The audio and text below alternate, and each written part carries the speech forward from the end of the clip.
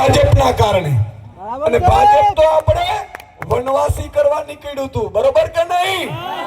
ભાજપ એવું કહેતું હતું આ તો વનવાસી છે. અરે વનવાસી નથી ભાજપ, પડાવો તમારો જન્મ નતો થયો ને ત્યાંના મૂળ આદિવાસીઓ અમે છીએ. અમે આ ધરતીના માલિક છીએ. જળ જંગલ જમીનના મુદ્દા અમે ઉઠાવીએ છીએ. તો મિત્રો આજે આ એક મેસેજ આપવો જોઈએ.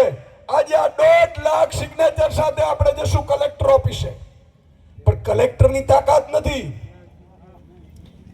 ઈ ઉપર નહીં કહી શકે. એટલા માટે જ આપણે રાષ્ટ્રપતિશ્રીને લખ્યા છે આ પત્ર. અને આવેદનમાં બહુ ક્લિયર સાથે લખ્યું છે. આવેદન હું વાંચતો તો મિત્રો, આ આવેદનમાં આપણે એમનો જવાબ પણ લેશું. આજે 1.5 લાખ સિગ્નેચર અહીંયા થઈ છે. 27 તારીખે રાધિકાબેનની ટીમ છોટા ઉદેપુરમાં પણ આવો સંમેલન કરવાના છે, સાહેબ કેમ પણ કરવાના. ભાજપ પર એક દિવસ છેતર વસાવાને જેલમાં રખાવશે. 1 લાખ આદિવાસી ઉભા થઈને ભાજપની સામે પડશે.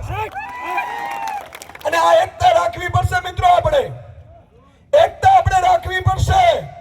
જો આપણે એકતા નહીં રાખીએ તો આ લોકો હવે જળ જંગલ જમીન તો ઠીક, આદિવાસી સમાજને ભાજપ રેવા પણ નહીં દે.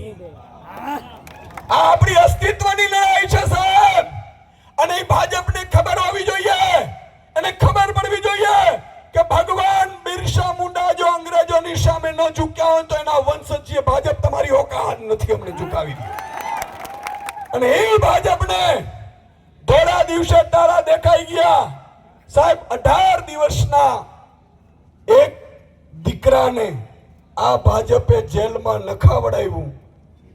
અને હું આજે કઈ ડેડિયાપાડામાં પણ કીધું હતું કે ભગવાન કૃષ્ણ જેલમાં જન્મ્યો હતો અને ચેતર વસાવા થોડીક ઉંમર થઈ જશે પછી એ 18 દિવસનો યુવાન ભાજપનો કાર્ડ બનીને સાહેબ જન્મ્યો છે. યાદ રાખજો. એને તમે જીવા જેનો ગુનો શું હતો હજી તો એને ખબર નહોતી કે આને રોટલી કહેવાય, આને મામો કહેવાય, આને કાકો કહેવાય, આને ભાજપિયાઓ કહેવાય, આ ખબર પણ નહોતી.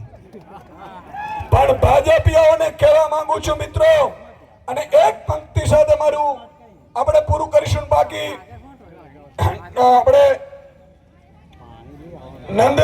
નંદ રાજા નંદબીલને ત્યાં ફુલાર કરી અને પછી કલેક્ટર ઓફિસે